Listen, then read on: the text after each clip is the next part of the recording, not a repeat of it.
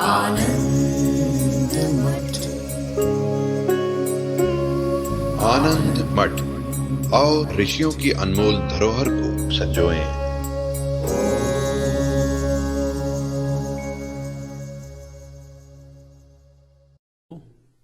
ये उत्कृष्ट उपाधि क्या है? उत्कृष्ट उपाधि की एक पहचान बताई गई, विशुद्ध सत्व प्रधाना। तो विशुद्ध सत्व प्रधाना को कैसे समझें? तो देखिए, यह अज्ञान त्रिगुणात्मक है, ये हम लोग समझ चुके हैं। हमारे भीतर जो अज्ञान है, अभी वह अज्ञान किस रूप में है? तो हम अगर विश्लेषण करें तो अधिकतम वो रजोगुण प्रधान दिखाई देता है ना? जो मनुष्य का जीवन है वो रजोगुण प्रधान योनि मानी गई है।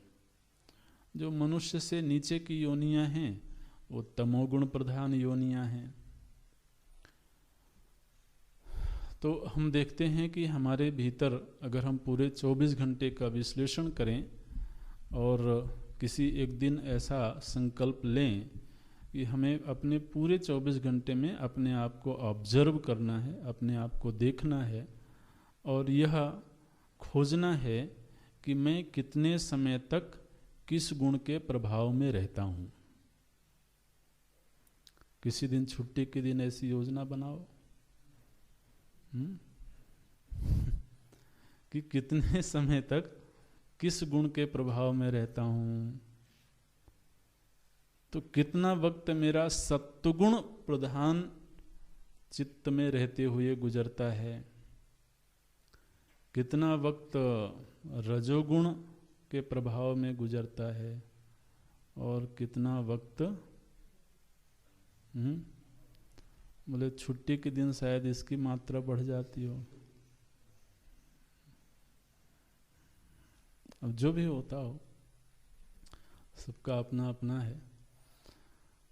तो आप देखेंगे कि 24 घंटा व्यक्ति एक ही गुण के प्रभाव में नहीं रहता है। किसी समय पर कोई गुण डोमिनेटिंग पोजीशन में होता है, किसी समय कोई गुण डोमिनेट करता है। तो मानो कि प्रातः काल हम बिल्कुल प्रसन्न चित्त हैं और किसी प्रकार का कोई विक्षेप नहीं है, निद्रा अच्छे से आई है, तो कोई थकावट भी नहीं है, कोई विक्षेप भी नहीं है। तो हम ये अनुभव करते हैं उस समय पर सत्वगुण बढ़ा होता है। सत्वगुण बढ़ा है, इसका प्रमाण क्या है? बोले उस समय शांत रहने की इच्छा होती है, कुछ साधना करने की इच्छा होती है, ध्यान करने की इच्छा होती है, ज़्यादा लोगों से मिलने जुलने की इच्छा नहीं होती है। तो उस समय सत्वगुण बढ़ा हुआ है। तो अब ये विश्लेषण करें तो हम देखेंगे कि जागृत काल जितना होता है, माने जो सुसुप्ति काल है वो तो तमोगुण प्रधान काल है ना? तम के बिना तो सुसुप्ति होती नहीं है। तो उस समय पर तो तमोगुण की प्रधानता है। लेकिन जो जागृत काल है, उस जागृत काल में अधिकतम समय तक हम रजोगुण के प्रभाव में अपने आप को पाते हैं। तो हमेशा ही चंचलता रहती है, ये कर लो, वो कर लो, इससे मिल दो। और कुछ नहीं है तो महाराज पेन ही खटखटाता रहता है आदमी, है ना? और कुछ नहीं तो पैर का अंगूठा हिलाता है। मैंने वो जो रजोगुण है उसको कहीं ना कहीं से निकलना है। आप समझते हैं ना, जब व्यक्ति स्थिर चित्त नहीं बैठता है, स्थिर होके नहीं बैठता है, तो ऐसा क्यों हो रहा है? वो साधक महाराज बेचारा है, उसके पास कोई चारा नहीं है। क्या कोई चारा नहीं है? बोले रजोगुण बिल्कुल उछल रहा है, तो कहीं ना कहीं से निकलेगा वो। तो ये सब उड़पटांग हरकतें होती रहती।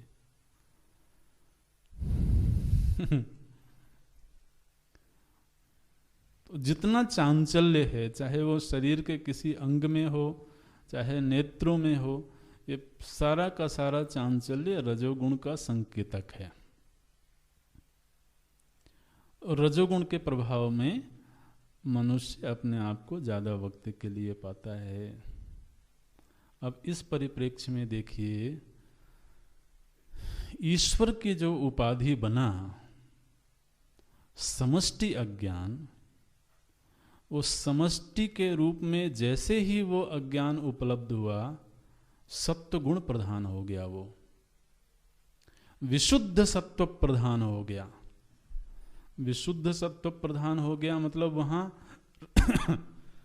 रजोगुण और तमोगुण नहीं रहा, ऐसी बात नहीं है।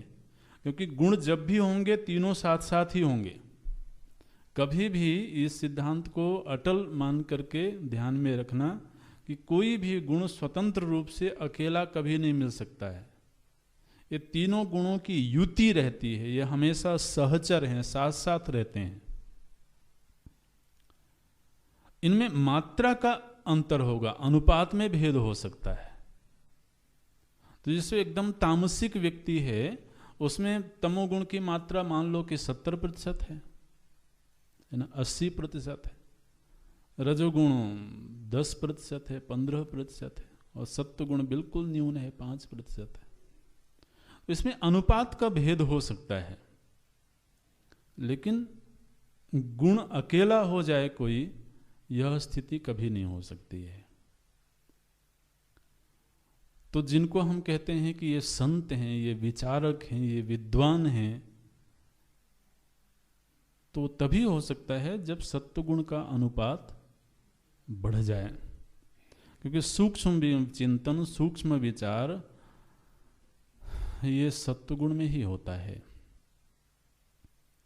तो जैसे जैसे जीव की प्रकृति बढ़ती है, जैसे जैसे जीव विकास के क्रम में आगे बढ़ता है, तो वैसे वैसे गुणों के अनुपात बदलते हैं। तो अब ये जो उपाधि जब समष्टि बनी तो क्या हुआ, बोले यहां पर सत्व गुण आप समझिए कि 95% हो गया, और रजोगुण मुश्किल से 2-3%, और तमोगुण 1-2%, इस तरह से। तब यह जो समष्टि है, समष्टि उपाधि है, इस उपाधि को कहा जाएगा विशुद्ध सत्व प्रधाना। और इस विशुद्ध सत्व प्रधान उपाधि से उपहित होकर के जब वह चैतन्य उपलब्ध होता है, तो कैसा उपलब्ध होता है, बोले वो सर्वज्ञ के रूप में उपलब्ध होता है।